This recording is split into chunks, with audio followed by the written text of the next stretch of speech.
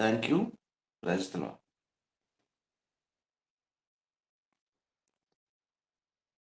అందరికీ వందనాలు. చాలా సంతోషం. ఈ రీతిగా మనందరం కలిసి దేవుని పాదాల దగ్గరకు ఈ ఈరోజు మొదటి గడియ వచ్చి దేవుణ్ణి మహింపరచడానికి, స్తుతించడానికి, ఆయన మాటలను ధ్యానించడానికి దేవుడిచ్చిన ఈ సమయాన్ని దేవుడు బహుగా దీవించునుగాక. మొదటిగా నాకు ఈ అవకాశం ఇచ్చినటువంటి ఈ టీం పెద్దలకు, అన్నవారికి నా యొక్క వందనాలు తెలియజేస్తున్నాను. కూడి వచ్చిన మీ అందరికీ నా యొక్క శుభములు, యేసయ్యకే మహిమ కలుగును గాక. Thank you. కొద్ది మాటలు దేవుని మాటలు ధ్యానిద్దాము. గత కొద్ది రోజుల నుండి పరలోక రాజ్యోపమానాలను ధ్యానిస్తున్నాం మనం. అందులో భాగంగా ఈరోజు ధ్యానించే ఉపమానము దాచబడిన ధనము. దాచబడిన ధనము. ఇది ఒకటే ఒక వచనం. అయితే ఒక్క వచనంలోనే ఉంది ఈ ఉపమానము. ఈ ఒక్క వచనము అర్థమవడానికి ఆదికాండము నుండి ప్రకటన గ్రంథం వరకు మనకు బైబిల్ మీద ఒక అవగాహన ఉండాలి. ఈ ఒక్క వచనంలోనే 66 పుస్తకాలు ఉన్నాయి అని చాలామంది పెద్దవాళ్ళు అంటూ ఉంటారు. చాలా మర్మాలతో కూడిన ఉపమానము. ఆది నుండి ప్రకటన వరకు ఎంతో కొంత అవగాహన ఉంటేనే ఉపమానము తెలుస్తది అంటారు. మనము చాలా సార్లు వాక్యాన్ని చదవము. ఎందుకంటే చదవకపోతే మనల్ని ఎవరు అడగరు. ఎవరు అడిగినా, అడగకపోయినా మనం వాక్యం ధ్యానించేవారిగా ఉండాలి. వాక్యం చదవాలి ఖచ్చితంగా. ఖచ్చితంగా మనం వాక్యం చదివేవారిగా ఉండాలి. 3 పూట్ల మనం అన్నం ఎలా మన పరిస్థితుల్ని, మన అవసరాలను బట్టి ఎలా నడుస్తామో, ఖచ్చితంగా ప్రతిరోజు వాక్యాన్ని ధ్యానించేవారిగా మనం ఉండాలి. ఎవరైనా అడుగుతారా మనల్ని వాక్యం చదవకపోతే? ఎందుకు చదవలేదని? ఎవరు అడగరు. ఒక్కొక్కసారి దేవుడు మాట్లాడుతున్నప్పుడు కొంచెం మనకి ఇబ్బంది అనిపించినా, ఒక్కొక్కసారి దేవుడెందుకు ఇలా మాట్లాడుతున్నాడు అని చర్చ్ మానేసే వాళ్ళుంటారు. వాక్యాన్ని చదవనోళ్ళు గూడా చాలా మందుంటారు. అయితే ఒక విషయం మీకు తెలియచేయాలని ఆశపడుతున్నాను. ఎవరైనా అడుగుతారా అంటే అడగరు. ఎవరు అడగకపోయినా ఒక దినాన మనందరము దేవుని న్యాయపీఠం ఎదుట నిలబడాలి. ఇది ఎవరు తప్పించుకోలేరు. రక్షణ పొందాం మనం మంచిదే. ఇక్కడున్న మనందరము నరకము నుండి తప్పించబడ్డాం. అందులో ఏ అనుమానము లేదు. కానీ ఇంతటితో పని జరిగిపోలేదు. మరణ పర్యంతం వరకు మనము మన భక్తిని మనం కాపాడుకుంటూ ఉండాలి. ఇది ప్రభువు చెప్తున్న మాట. ఎప్పటి వరకయ్యా? మరణ పర్యంతం వరకు. చర్చికి వెళ్తాము, ప్రార్థన చేస్తాము. ఇంతటితో అయిందా? అవలేదు. మన బ్రతుకు దినాలన్నీ కూడా జాగ్రత్తగా బతకవలసిన వారమై ఉన్నాం. ఇప్పుడు మనందరం దేవుని కొరకు ఎదురు చూస్తున్నాం. ఎప్పుడొస్తాడాయన? ఎప్పుడో వస్తాడు అంటే కుదరదు. దేవుడు చెప్పాడు. ఎప్పుడొస్తాడో కూడా. అయితే మనం ఎప్పుడొస్తాడు అని ఆసక్తిగా ఉండాలి. వాక్యాన్ని చదవాలి, నేర్చుకోవాలి. ఇంకొకటి వాక్యాన్ని నేర్చుకోవాలి, ధ్యానించాలి, లోతైన మర్మాలు తెలుసుకోవాలనే ఆసక్తి కూడా మనలో ఉండాలి. అప్పుడే మనకు దేవునితో ఇంకా మనకు అనుబంధం ఏర్పడుతుంటది. అంతే కదా! ఆయనకు గౌరవం ఇవ్వని చోట ఆయన ఉండడు. ఆయనను పట్టించుకోని చోట ఆయన ఉండడు. కానా పెళ్ళికెళ్ళాడాయన. పక్కనుండు అన్నారు. ప్రక్కనున్నాడు. ఎప్పుడు అవసరమైంది? ద్రాక్ష రసం అయిపోయిన తర్వాత. అంటే వయస్సు అయిపోయిన తర్వాత చాలామంది చివర్లో నమ్ముకుంటే చచ్చిపోయే ముందు దేవుడిని నమ్ముకుంటే సరిపోద్దులే. ఏముంది యవ్వన వయసులో ఉండి చేయాల్సినయన్నీ చేసేద్దాం. తీర్చుకోవాల్సిన కోరికలన్నీ తీర్చేసుకుందాం. చేయాల్సిన ఎంజాయ్ అంతా చేసేద్దాం. చివరిలో రిటైర్మెంట్ అయిపోయిన తర్వాతో, లేదంటే పిల్లలకి అందరికి పెళ్ళిళ్ళు చేసేసి, ఇలాగా వయసయిపోయిన తర్వాత ఎందుకు ఆయన మనకి? ఏం చేయడానికి వయసయిన తర్వాత? బలమైపోయిన తర్వాత ఎందుకు? కళ్ళు కనిపించిన తర్వాత ఎందుకు? ఈ ఉపమానము మనం అర్థం చేసుకోవడానికి ప్రయత్నం చేద్దాం. ఫస్ట్‌లో ఒక ఉపమానం చెప్పాను. ఇంతకుముందు ఆవగింజ, దాని తర్వాత గోధుమలు, గురుగులు. దానికి ముందు అంతకంటే ముందు విత్తువాని ఉపమానం. అంటే ఈ 3 ఉపమానాలు జాగ్రత్తగా ఏంటంటే, విత్తువాని ఉపమానంలో మనం తెలుసుకున్న సత్యము, మన హృదయము మంచి నేల మీద పడిన విత్తనంలాగా ఉండాలి. అక్కడ కూడా తెలుసుకోవాల్సిన విషయం విషయం ఏంటంటే, మంచి నేలన పడిన అంటే నేలంతా ఒకటి కాదు. నేలలో గూడా వేరియేషన్స్ ఉన్నాయి. అంటే హృదయాలు ముప్పదంతలుగా, అరవదంతలుగా, నూరంతలుగా. ఇక్కడ మనము నూరంతలుగా ఫలించే నెల అయ్యుండాలి. ఇది మనం తెలుసుకోవాలి. రెండో ఉపమానంలో గోధుమలు, గురుగులు. ఇక్కడ గోధుమలకి, గురుగులకి ఈ ఉపమానానికి ఒక సంబంధం ఉంది. అక్కడ పొలం ఉంది. పొలము అంటే లోకం. గుర్తుపెట్టుకోవాలి ఈ మాట. విత్తినది ఎవరు? మనుష్య కుమారుడు. దేవుడు విత్తింది. ఎవరిని? గోధుమలను. మనం గోధుమలం. మనలను విత్తాడు. అర్థమవుతుందా? అంటే ఈ ఉపమానాలు ఒకదానికొకటి లింక్ ఉన్నాయని తెలియజేస్తున్నాను.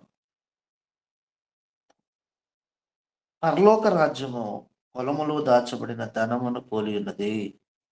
ఒక మనుష్యుడు దానిని కనుగొని దాచిపెట్టి అది దొరికిన సంతోషముతో వెళ్ళి తనకు కలిగినదంతయు అమ్మి ఆ పొలమును కొనెను. శ్రేష్టమైన ఉపమానము. ఎక్కడ? పొలములో దాచబడిన ధనమును పోలి ఉన్నది. చూడండి, వాక్యం అర్థం చేసుకునే ప్రయత్నం చేద్దాం. మనమందరం గమనిద్దాం. పరలోక రాజ్యము పొలములో దాచబడిన పొలమును పొలములో దాచబడిన ధనమును పోలి ఉన్నది. ఒక మనుష్యుడు దానిని కనుగొని దాచిపెట్టి అది దొరికిన సంతోషముతో వెళ్ళి తనకి కలిగినదంతయు అమ్మి ఆ పొలమును కొనెను. ఈ ఉపమానాన్ని పరలోక రాజ్యంతో పోల్చాడు. అందుకే వీటన్నిటిని పరలోక రాజ్య ఉపమానాలు అన్నాం మనం. పరలోక రాజ్యము ఎలా ఉంది అని చెప్పాడంటే, ఒక పొలముంది. ఆ పొలములో దాచబడిన ధనంలా ఉంది. మనం అప్పుడప్పుడు అంటూ ఉంటాం. మనందరికి తెలిసిన మాటే. లంకె బిందులు దొరికాయంట. ఎప్పుడో పురాతనమైన కాలములో దాచుకున్నవి రాజులు శ్రేష్టమైన వాటిని ఆ రోజుల్లో దాచిపెట్టి, దొంగల బారిన పడకుండా వాళ్ళ వాళ్ళు కలిగి ఉన్న ఆస్తులను దాచిపెట్టిన మాట వాస్తవమే. దాచిపెట్టేశారు. ప్రభుత్వం ఉన్నప్పుడు బయటపడతాయి. వీటినే లంకి బిందులు అంటారు. ఒక పొలం ఉంది. ఆ పొలంలో దాచబడిన ధనం ఉంది. ధనాన్ని దాచిపెట్టారు, కప్పెట్టేశారు. ఇప్పుడు పొలం కనిపిస్తుంది. కానీ ఆ పొలంలో దాచబడిన ధనము కనిపించడం లేదు. ఆ ధనము పరలోక రాజ్యంతో పోల్చబడింది. ఒక మనుష్యుడు దానిని కనుగొని దేనిని కనుగొన్నాడు? ఆ పొలములో దాచబడిన ధనాన్ని కనుగొన్నాడు. అంటే ఒక పొలం ఉందని, ఆ పొలంలో దాచబడిన ధనం ఉందని ఒక మనుష్యుడు కనుగొన్నాడు. ఆ మనుష్యుడు పొలములో దాచబడిన ధనాన్ని కనుగొని దాచిపెట్టి ఎందుకు ఇన్ని సార్లు రిపీట్ చేస్తున్నానంటే, మనకు అర్థమవుతుందని. ఇక్కడ మనం గమనించాలి. ఇప్పుడు పొలము దాచిపెట్టాలంటే, ఆ పొలం ఎవరిదై ఉండాలి? ఇప్పుడు పొలముంది. పొలములో ధనాన్ని దాచిపెట్టాడు. ఇప్పుడు ఆ పొలం ఎవరిదై ఉండాలి? ఆయనదై ఉండాలి. ఆ మనుషుడిదై ఉండాలి. ఇప్పుడు ఒక పొలంలో లంకి బిందులున్నాయని మనకు తెలిసిందండి. వాటి విలువ 100,00,00,000 అనుకుందాం. ఆ పొలం గల్లవాడు 10,00,00,000 చెప్పినా, 20,00,00,000 చెప్పినా, 80,00,00,000 ఆ పొలాన్ని చెప్పినా మనం కొనేస్తాం. ఎందుకు? అందులో 100,00,00,000 కలిగిన లంకి బిందులున్నాయని మనకు ఒక్కరికి తెలుసు కాబట్టి. అలాగే పరలోక రాజ్యము ఒక పొలంలో దాచబడిన ధనంలాగుంది. ఒక మనుష్యుడు దానిని కనుగొని గమనిద్దాం. ఇక్కడ కొని అంటే దాచిపెట్టి ఆ మనుషుడు ముందు దానిని కనుగొని, దాన్ని దాచిపెట్టి, ఆ దొరికిన సంతోషముతో ఎళ్లి ఏది దొరికిన సంతోషంతో? పొలంలో దొరికిన ధనం. ధనం సంతోషంతో దాచిపెట్టాడు. ఎవరికీ చెప్పలేదు.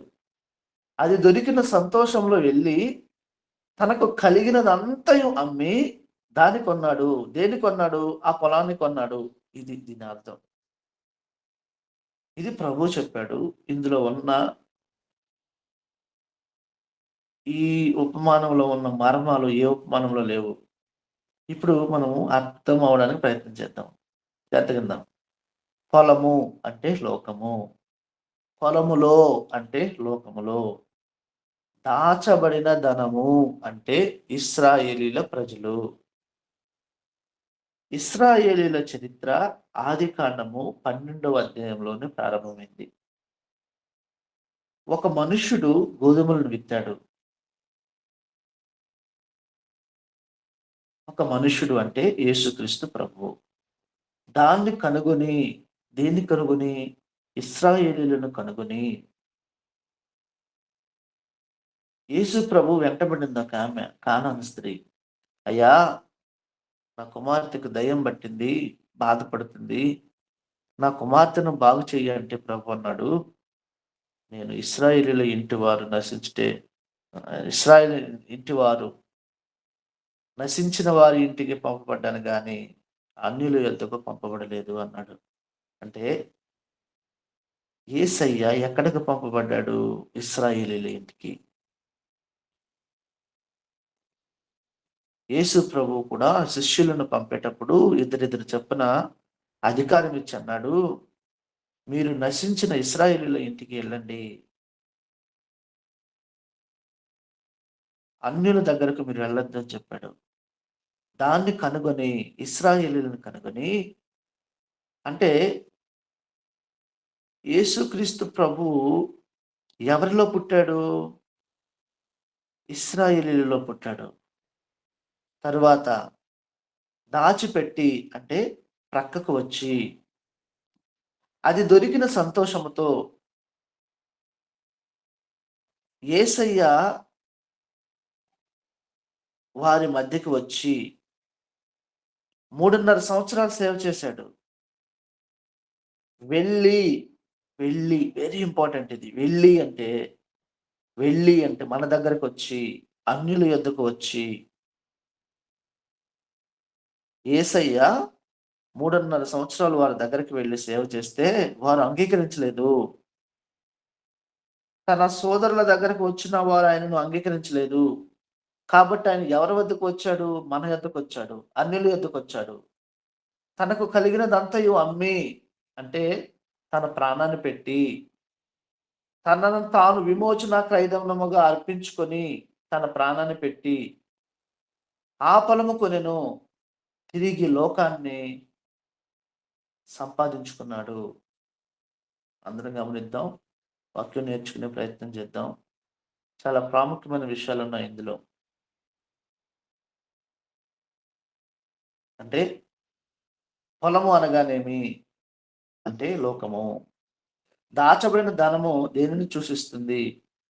ఇశ్రాయేలీయుల జనాంగాన్ని సూచిస్తుంది. ఒక మనుష్యుడు ఎవరు? యేసుక్రీస్తు ప్రభువారు. కనుగొనిని దాచిపెట్టి దాని అర్థం ఏంటి అంటే, ఇశ్రాయేలీయులను కనుగొని 3:30 సంవత్సరాలు సేవ చేసి, పొలమును కొనటానికి చెల్లించిన క్రయధనం ఎంత అంటే, తన ప్రాణాన్ని పెట్టాడు. పొలము కొనిన తరువాత ఎందుకు పొలములోనే దాచెను? దాచిన కాలం ఎంత? ఈ వాక్యం మనం అర్థం మనకు తెలియజేస్తుంది. మరి దాచిపెట్టిన ధనం ఎప్పుడు బయటికి తీయబడుతుంది? ఇది చాలా ప్రాముఖ్యమైన మెసేజ్ అన్నమాట. అంటే ఇది రెండవ రాకడ మెసేజ్ ఇందులో ఇన్కార్పొరేట్ అయిందని గూడా కొంతమంది చెప్తా ఉంటారు. ఈ ఉపమానము మనం అర్థం జేసుకోవాలంటే, ఈ కళ్ళు, ఈ చెవులు సరిపోవు మనం అర్థం జేసుకోవడానికి. దేవుడే మనకు ధ్యానాత్మక పూర్వమైనటువంటి ఆలోచనలివ్వాలి. అప్పుడే మనకర్థమవుతది. ఈ లోక సంబంధమైన భాషలు కాదివి. ఏరే వాళ్ళకి ఇవన్నీ చెప్తే వాళ్ళు ఇంకోలాగా చూస్తారు. ఏ భాష? పరలోక సంబంధమైన భాష ఇది. ఆయన పిల్లలమైన మనకేం అర్థమవుతది. మనం పరలోక సంబంధులం అవ్వాలి గదా! పరలోక పౌరులం అవ్వాలి. ఈ శరీరం పనికిరాదు, ఈ కళ్ళు పనికిరావు, ఈ చెవులు పనికిరావు. మీరు క్రీస్తుతో కూడా లేపబడితే పైనున్న వాటిని వెతకండి. ధనం పొలములో దాచబడింది. పొలము లోకానికి సాదృశ్యంగా ఉన్నది. ప్రశ్న, ఇప్పుడు ఆ పొలము ఎవరి చేతుల్లో ఉంది? మన చేతుల్లో ఉందా? దేవుని చేతుల్లో ఉందా? సాతాను చేతుల్లో ఉందా? సాతాను చేతుల్లో ఉంది. యేసు ప్రభువారు శోధింపబడుతున్నప్పుడు మత్తయి 4లో ఉంటుంది. ఈ లోకం అనేది దేవుడు వాస్తవంగా ఎవరికిచ్చాడు? మనకిచ్చాడు. మొదట దేవుడు ఆదాము, అవ్వకిచ్చి ఈ సృష్టి అంతటి మీద రాజుగా ఆదామును పెట్టాడు. సమస్తము ఆదాము పాదాల దగ్గర పెట్టాడు. ఆయన ఆదాము గారు సింహ సింహాన్ని రమ్మంటే వచ్చింది, పొమ్మంటే పోయింది. సమస్త జంతువులకి పేరు ఎవరు పెట్టారు అప్పుడు? 2 జతలొచ్చాయి. అవన్నీ వచ్చి ఆదాము దగ్గరకొచ్చి తలదించుకున్నాయి. అప్పుడు పేర్లు పెట్టాడు. ఇప్పుడు కుక్క గూడా మన మీదకి లెగిస్తది. ఎందుకో తెలుసా? మనం దేవుని మాట వినం కాబట్టి. చివరికి మన బ్రతుకులో కుక్కను చూసినా మనకు భయమే. ఒకానొకప్పుడు సింహాన్ని శాసించాడు మానవుడు. ఏనుగులు పిలిస్తే వచ్చాయి, పోయాయి. ఈ సమస్త సృష్టికి మకుటము లేని మహారాజు ఎవరు? మానవుడు మొట్టమొదట. కానీ ఎప్పుడైతే ఆదాము పాపం చేశాడో మొత్తం తిరగబడిపోయింది. దేవుని మాట ఇనకపోవడం ద్వారా ఎవరు? ఆదాము. ఏ సింహం రమ్మంటే వచ్చిందో ఇప్పుడు ఆ సింహం అంటుంది, "ఆదాము రా! నిన్ను నేను మింగేస్తానంటుంది." అట్టర్ ఆపోజిట్ అయిపోయింది. మానవుడు పాపము చేయడం ద్వారా దేవుడిచ్చిన అధికారాన్ని సాతాను చేతికిచ్చేసాడు. కాబట్టి ఈ లోకము సాతాను చేతుల్లో ఉంది. ఎలాగంటే ఒక మాట చూద్దాం. మత్తయి సువార్త 4వ అధ్యాయము చూద్దాం చూడండి. మత్తయి సువార్త 4వ అధ్యాయంలో ఇక్కడ చూడండి. 8 చూద్దాం. మరలా అపవాది మిగుల ఎత్తైన ఒక కొండ మీదకు ఆయనను తోడుకొని పోయి ఈ లోక రాజ్యములన్నిటిని వాటి మహిమను ఆయనకు చూపి, నీవు సాగిలపడి నాకు నమస్కారం చేసిన యెడల వీటన్నిటిని నీకిచ్చేదనని ఆయనతో చెప్పగా, ఇప్పుడు లోకం సాతాను చేతిలో ఉంది. ఎవరిచ్చారు? మనమే ఇచ్చేసాం. దేవుడు తర్వాత అంత గొప్ప వ్యక్తి ఎవరైనా ఉన్నారంటే మానవుడే. కానీ మానవుడు చేజేతులారా పాపం చేసి దేవుడిచ్చిన అధికారాన్ని సాతానుకిచ్చేసాడు. ఆధిక్యతను సాతానుకిచ్చేసాడు. దేవుడేం చేస్తాడు? ఇదిగో సాతాను అంటుంది యేసయ్యతో, "నీవు నాకు మ్రొక్కితే ఇదంతా నీకిచ్చేస్తా." అంటే ఇప్పుడు ఈ లోకము అంటే ఏంటి? ఈ పొలం ఎవరి చేతుల్లో ఉంది? సాతాను చేతుల్లో ఉంది కాబట్టి, ఆ పొలములో దాచబడిన ధనము ఎవరంటే ఇశ్రాయేలీయులు. గమనించండి. అర్థం చేసుకునే ప్రయత్నం చేద్దాం. ఇప్పుడు మనం ఎదిగాం. పెద్దవారిమయ్యాం. అర్థం చేసుకోవాలి. ఇప్పుడు యేసయ్య ఈ లోకానికి ఎందుకు రావాల్సి వచ్చిందంటే, ఈ లోకము సాతాను చెరలో ఉంది కాబట్టి. లోకము సాతాను చేతికి అప్పగించబడింది కాబట్టి, యేసయ్య సాతాను చేతిలో ఉన్న అధికారాన్ని లాక్కోవడానికొచ్చాడు. లాక్కొని తిరిగి మనకివ్వాలి. మనకివ్వడానికి ఆయన ఈ లోకంలో జన్మించడానికి ఒక కుటుంబం గావాలి. ఒక కుటుంబం నుండి ఒక జాతి గావాలి. ఒక జాతి నుండి ఒక దేశము. ఆ దేశమే ఇశ్రాయేలీయుల దేశం. మనం మూలాలను పట్టుకుంటే ఈరోజు నువ్వున్నావు. తర్వాత మీ తల్లిదండ్రులు, వాళ్ళ తల్లిదండ్రులు, వాళ్ళ తల్లిదండ్రులు, వాళ్ళ తల్లిదండ్రులు అట్లా చూసుకుంటూ పోతే ఎక్కడికి పోద్ది అంటే ఆదాం దగ్గరికెళ్తది. అంటే ఒక కుటుంబము, ఒక జాతి, ఒక గోత్రము. ఆ యోధా గోత్రం నుండే వచ్చాడాయన. ఎందుకు? మనకి తిరిగివ్వడానికి. అయితే ఆయన చెల్లించిన వెలంత తన ప్రాణాన్నిచ్చాడు. తిరిగి సాతాను చేతుల నుండి అధికారము లాగేసుకున్నాడు. ప్రకటన 5:1 చూస్తే అక్షరం చూద్దామన్నమాట.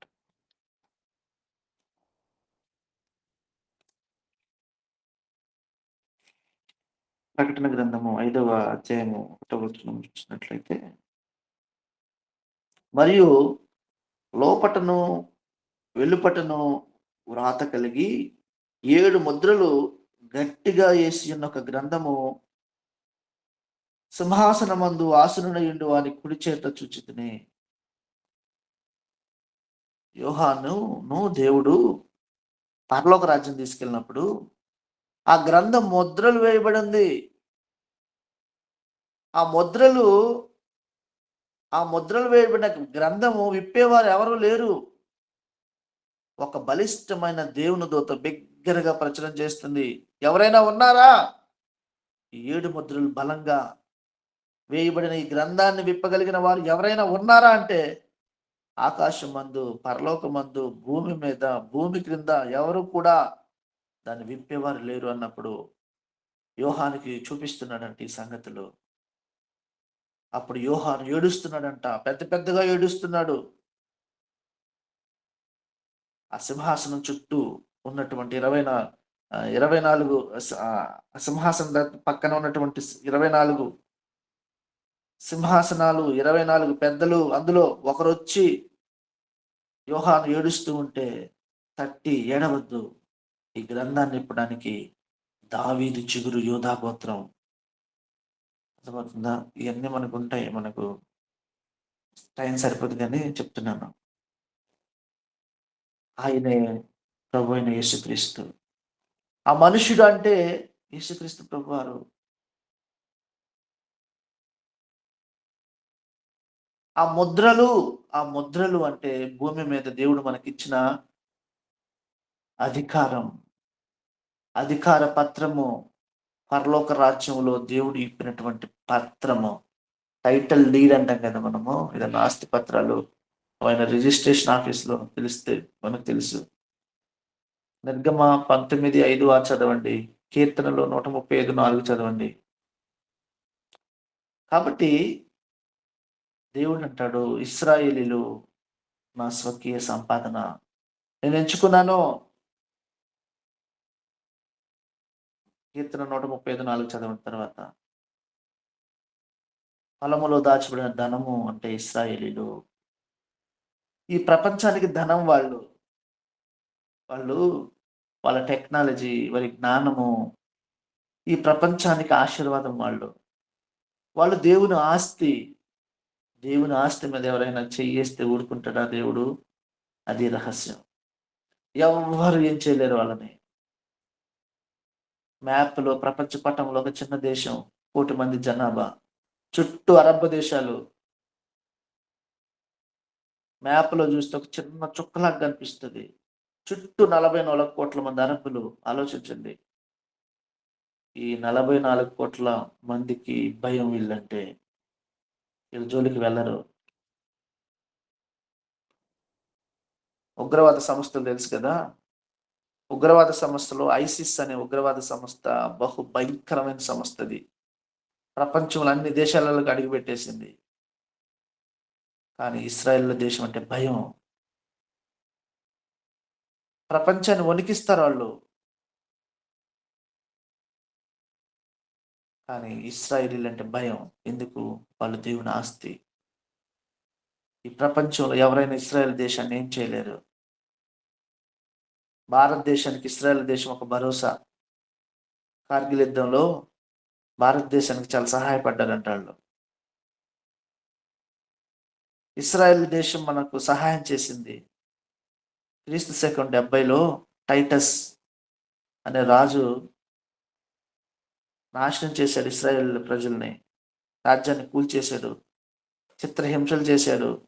గుర్రాలతో తొక్కిచ్చాడంట. ఇశ్రాయేలీయుల రక్తము వారి వీధులలో ప్రవహించిందని ఉంటుంది. అప్పుడు ఆ చిత్రహింసలకి ప్రపంచ దేశాలకి ఇశ్రాయేలీయులు చెదిరిపోయారు.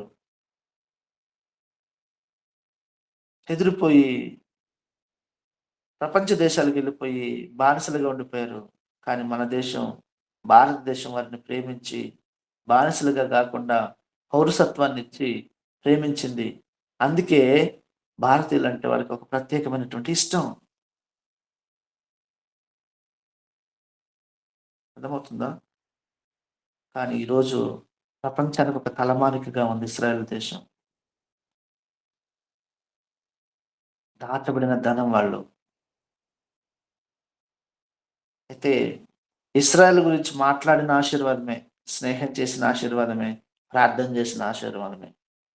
యెరూషలేమా నిన్ను ప్రేమించువారు వాళ్ళు వర్ధిల్లుదురు.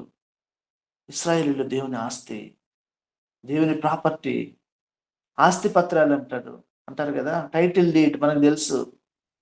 ఇప్పుడు ఒక ఆస్తి మనది అంటే ఏందయ్యా నీదైనట్టు రుజువేంది అంటే ఏంటి?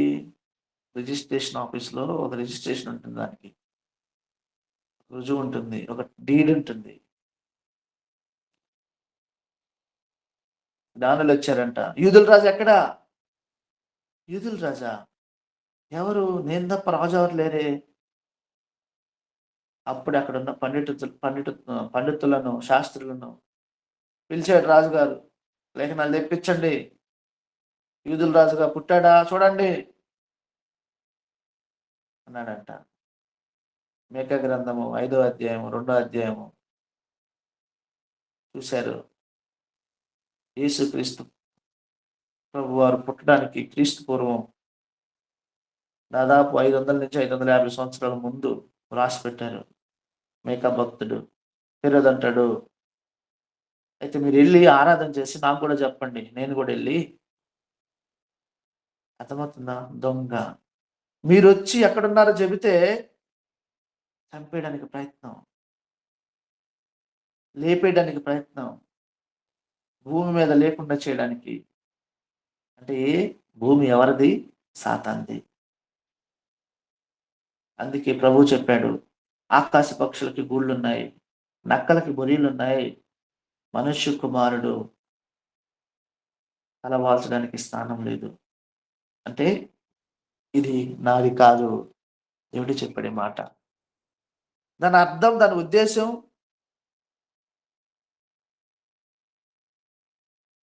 అంటే ఈ భూమి ఫలించి, అభివృద్ధి చెందించి, లోబరుచుకోండి అంటే మానవుడికిచ్చాడు. హక్కు పత్రాన్ని, హక్కు పత్రాన్ని మానవుడికిచ్చాడు. మానవుడు హక్కు పత్రాన్ని సాతానుకిచ్చాడు. ఇప్పుడు హక్కు పత్రం సాతాను చేతిలో ఉంది. హక్కు పత్రాన్ని తిరిగి తీసుకోవడానికి యేసయ్య వచ్చాడు. ఒక మనుష్యుడు యేసయ్య నశించిన దానిని వెతికి రక్షించడానికి, నశించిన దానిని వెతికి రక్షించడానికి చిన్న పిల్లల రొట్టెను తీసి కుక్క పిల్లలకు వేయడం యుక్తం కాదు. అవును ప్రభువా! కుక్క పిల్లలు కూడా యజమాని బల్ల కింద ముక్కలను తింటాయి గదా! అంటే మొట్టమొదట ఇశ్రాయేలుల దగ్గరికొచ్చాడు. ఆ తర్వాత అన్యులు. అన్యులు అంటే నీవు, నేను. ప్రపంచంలో 3 రకాల మనుషులుంటారు. జాగ్రత్తగా వినండి. ఇశ్రాయేలీలు, ఇశ్రాయేలీలు కానివారు, క్రైస్తవులు. ఇశ్రాయేలీలు, ఇశ్రాయేలీలు కానివారు, క్రైస్తవులు. ఇశ్రాయేలీలు కానివారు అన్యులు. యేసయ్యను నమ్మిన వారంతా, యేసయ్యను నమ్మిన వారంతా సంఘము అంటే వారు ఇశ్రాయేలీయులు కావచ్చు, అన్యులు కావచ్చు. వారిని సంఘం అంటారు. అంటే క్రైస్తవులు. మొదట ఇశ్రాయేలీయుల దగ్గరికొచ్చాడు. 3:30 సంవత్సరాలు సేవ చేశారు. చనిపోయిన వారిని లేపాడు. కుంటి వాళ్ళకి, గుడ్డి వాళ్ళకి ఇయన్నీ తెలుసు మనకు. సిలువ వేశారు. సిలువ వేశారు ఆయన్ని. అరే! పక్క నుండి చూసారు ఆయన చేసిన కార్యాలు. ఆయనను ఆహ్వానించలేదు. తిరస్కరించారు. పిలాతును అడిగారు. క్రీస్తు అనబడిన ఈయన్ని ఏం చేద్దాం? వాళ్ళన్నారు, సిలువేయండి. మాకు బరబ్బా గావాలి. యేసు వద్దు. యేసు అనబడిన ఆయన్ని సిలువ వేయండి. సిలువ వేయండి. సిలువ వేయండి. ముగించేస్తున్నాను 2 నిమిషాలు. మాకొద్దు, మాకొద్దు అన్నారు. తిరస్కరించారు. చేర్చుకోలేదు. వద్దన్నారాళ్ళు. వద్దన్నారు కాబట్టి ఆయన మన దగ్గరకొచ్చాడు. మన దగ్గరకొచ్చాడు. మనకు దొరికాడాయన. ఆయన వెళ్ళి మన దగ్గరికి వచ్చి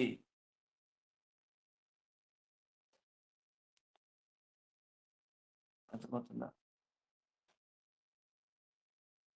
మన దగ్గరకొచ్చి ఇక్కడ మత్తయి 4:17 ఉంటుంది. సువార్త వాళ్ళకే ప్రకటించాడాయన. కానీ వెంబడించనంటే వెంబడించారు కానీ చివరికి ఆయన తిరస్కరించారాళ్ళు. యోహాను 66లో ఉంటుంది. అందరూ వెళ్ళిపోయారు. అప్పుడు ప్రభువు పేతురుతో అంటున్నాడు, అందరూ వెళ్ళిపోయారు. పేతురు నువ్వు గూడా వెళ్ళిపోతావా? ఇప్పుడు మనం ఏం చేద్దాం? మనం గూడా వెళ్ళిపోదామా? ఆయన పరిచర్య చూసిన వీళ్ళు అన్ ఆయన ఆయన ఉన్నప్పుడు చూసిన కార్యాలు ఆయనతో ఉన్న తిరిగి వెళ్ళిపోయారు. ఆయన అర్థం చేసుకోలేదు. ఇదిగో ఈ గ్రంథంలో రాయబడింది ఉన్నది నేనే. నువ్వా? ఇక్కడ రాయబడింది నువ్వా? నువ్వు గాదు, నువ్వు గాదు. నువ్వు పిచ్చోడివన్నారు. మోషే కన్నా గొప్ప ప్రవక్తవా నువ్వు? నువ్వు మోషే కన్నా గొప్పోడివా? ఆయన అర్థం చేసుకోలేదు. అరే! అద్భుతాలు చూస్తున్నారు. ఆయన చేస్తున్న ఆశ్చర్యకార్యాలు చూస్తున్నారు.